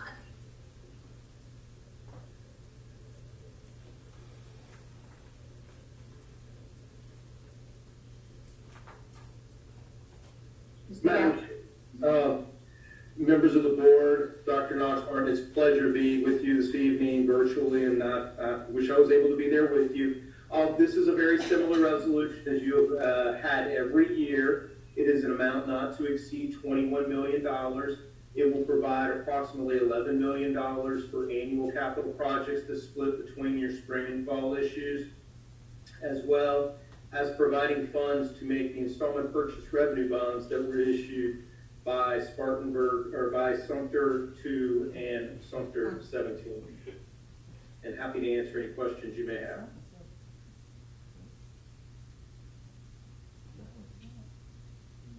Any questions? Yeah. That would be Sumter School District rather than Sumter 2 and Sumter 17. We're paying off former, Oh, paying off, okay. paying off former Paying debt. off. Okay, all right, okay, all right. Are there any questions? Hearing none, we can move on. Sure. And the final item on the agenda, under the report, Ms. Miller, is the Office of Finance, the fiscal year 20 procurement audit.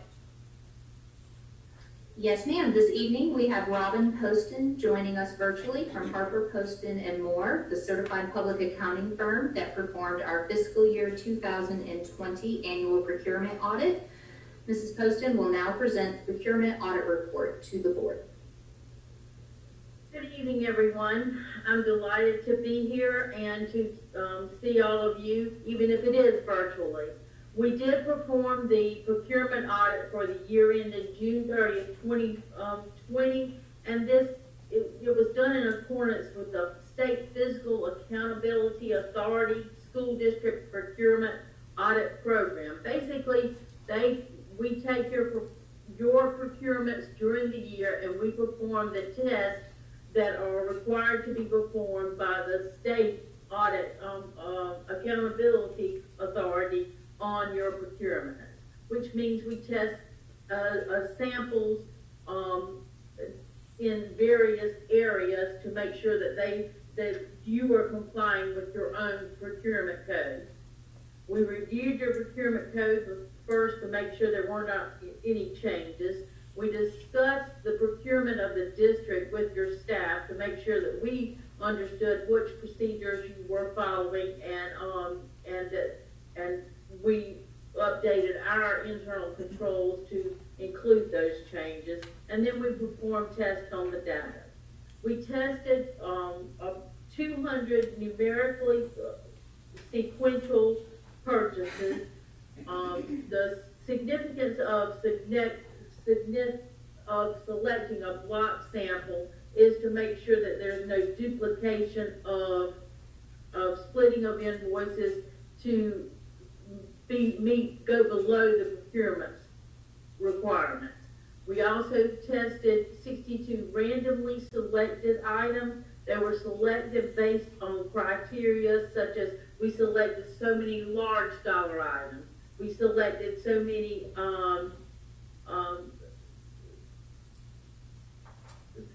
expenditures within the various requirements of your procurement code. We also reviewed 100% of your sole source and emergency procurements, as well as your construction contract procurements. Basically, we did not find any exceptions during our testing, and we were very satisfied with the job that the procurement staff is doing at the district. Does anybody have any questions?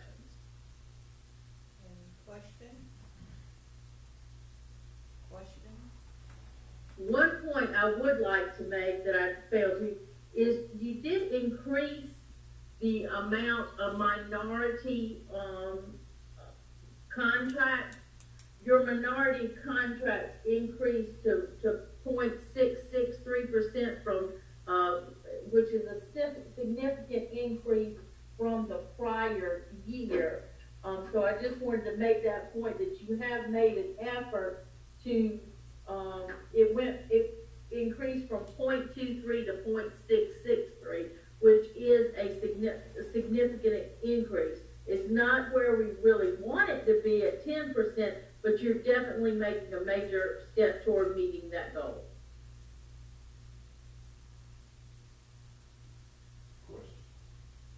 Okay. Yes, Robin, thank you for that, presentation. Can you just kind of, maybe estimate what kind of, I know you said you use percentage, but estimate and give me a dollar amount, dollar figure, just roughly. You said we made a tremendous step toward trying to improve that, goal. Basically, my test was on the actual procurement amount, which was about $865,900 of expenditures that were to minority vendors. Which is out of your $130 million of expenditures. One of the major problems with the minority vendor testing is so few minorities register to be certified minority vendors because it is a tedious little process to be designated a minority vendor. Vendors such as myself, we have two female CPAs who own the majority of the business. We're not gonna register for the minority business because we do not feel like we need to disclose the information the state requires for us to meet that criteria. So we're just not gonna do it, even though we may qualify, we don't feel like we wanna go through that process. So meeting that criteria is difficult for a lot of entities because nobody wants to go through the hassle it takes to become a designated minority vendor. Thank you so much. Any additional questions for Robin? I can't hear you. I just asked whether or not there were any additional questions for you. Okay, hearing none, Dr. Martin? No, ma'am, thank you, Dr. Jackson. This concludes the superintendent's report for the evening. And thank you, Ms. Poston, as well. We do appreciate all of the persons that gave presentations this evening. We do appreciate you, and you have a good evening. Thank you. Thank you, Robin. Thank you. Good seeing you all. Thank you. Okay. The agenda now calls for the Board of Trustees to enter into executive session. As always, to the public, I thank you, our viewers and staff, for joining us for this meeting. We hope you are with us when we return to open session. However, if you are not able to be with us at that time, please have a safe and good week. Is there a motion to enter into executive session? Madam Chair, I'd like to make a motion that we enter into executive session for the receipt of legal advice where the legal advice relates to pending, threatened, or potential claims, discussion, incident to contractual matter, discussion of proposed property contractual matters, discussion of proposed contractual matters, discussion of individual student matters, and discussion of personnel report, employment, appointment, compensation, promotion, demotion, discipline, termination, and or release of an employee. Is there a second? Second. There is a motion and a second that the board enter into executive session for the receipt of legal advice, where the legal advice relates to pending, threatened, or potential claims, discussion incident to contractual matters, discussion of proposed property matters, contractual matters, discussion of proposed contractual matters, discussion of individual student matters, and discussion of personnel report, employment, appointment, compensation, promotion, demotion, discipline, termination, and or release of an employee. Is there any questions? Please cast your vote electronically.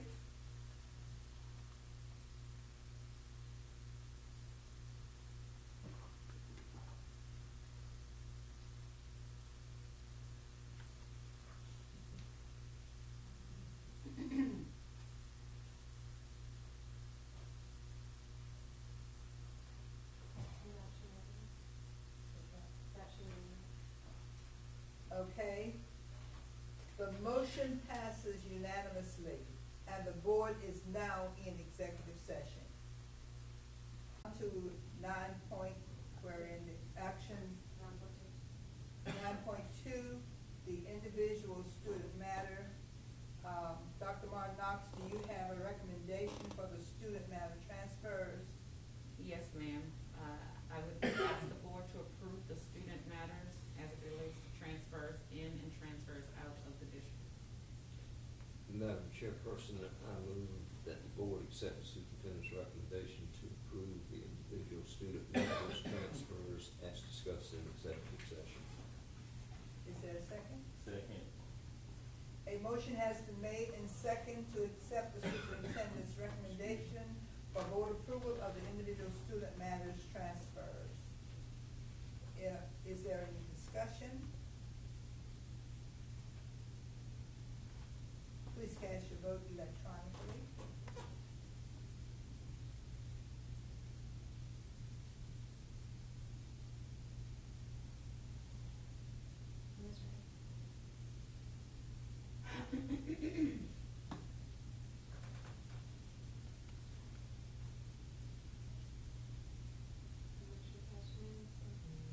The motion passes unanimously. 9.3, Dr. Martin Knox, do you have a recommendation for the personnel report? Yes, ma'am. I ask the board to give consideration and to approve the July personnel report as presented. Is there a motion? Madam Chair, I'd like to make a motion that we accept the superintendent's recommendation, that the board approves the personnel report.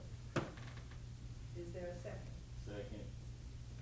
A motion has been made and second to accept the superintendent's recommendation for board approval of the July personnel report. Is there any discussion? Please cast your vote electronically.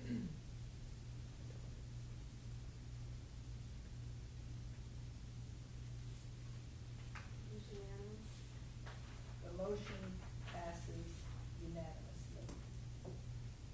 9.4, resolution authorizing annual 8% general obligation bonds through the SCAGO program.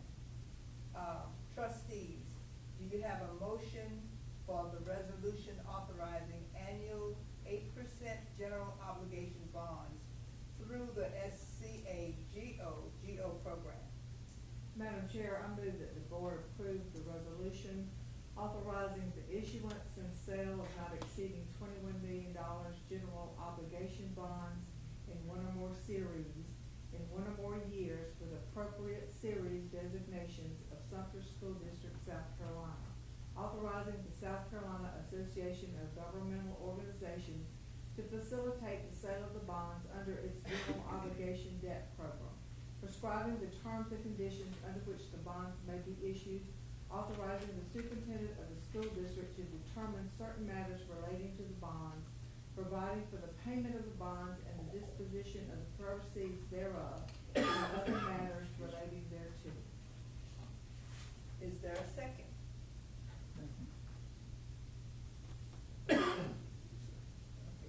All right, okay, yeah. Dr. Lee? Yes, sir. A motion has been made and seconded that the bond approves the resolution authorizing annual 8% general obligation bonds through the SCAGO program as read by trustee Cheryl Ray. Is there any discussion? Please cast your vote electronically.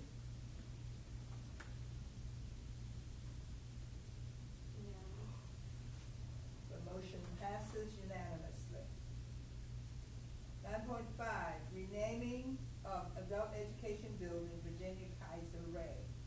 Trustees, do you have a recommendation for renaming the Adult Education Building after Virginia Kaiser Ray? Madam Chair, I move that the board approve the renaming of the adult education building after Virginia Kaiser Ray. Is there a second? Second. A motion has been made and second to rename the Adult Education Building after Virginia Kaiser Ray. Is there any discussion?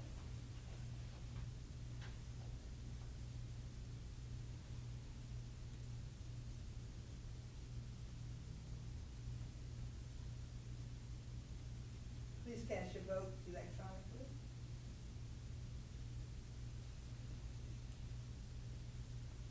Dr. Lee?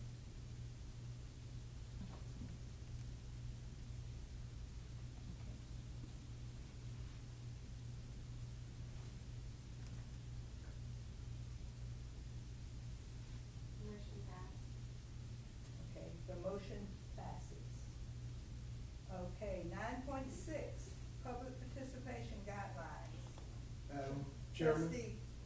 Trustees, is there a motion regarding the public participation guidelines?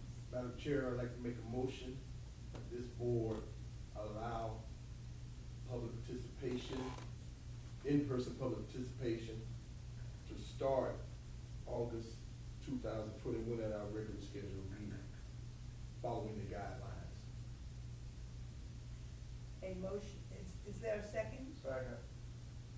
A motion has been made and seconded to approve public participation guideline to begin at the August 2021 meeting. Is there any discussion? Please cast your vote electronically.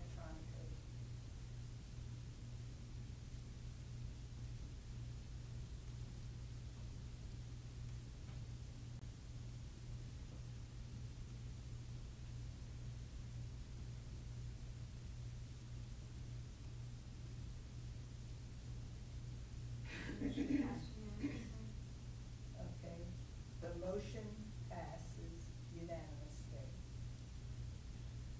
9.7, school board meetings open to public.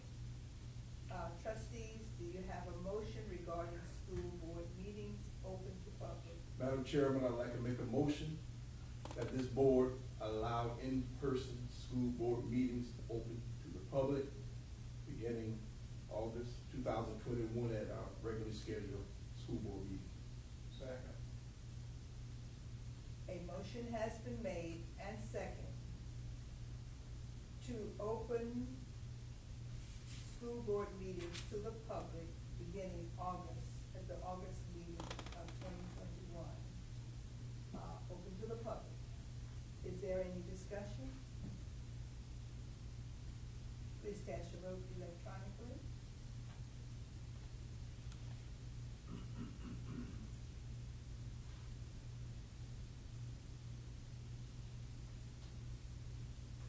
Motion passed. The motion passes. Okay, 9.8, Sumter School District suggested realignment criteria. Trustees, is there a motion regarding the Sumter School District suggested realignment criteria? Madam Chairperson, I move that the board approve the Sumter School District suggested realignment criteria. Second. A motion has been made and second to approve the suggested, alignment criteria for Sumter School District. Is there any questions? Please cast your vote electronically.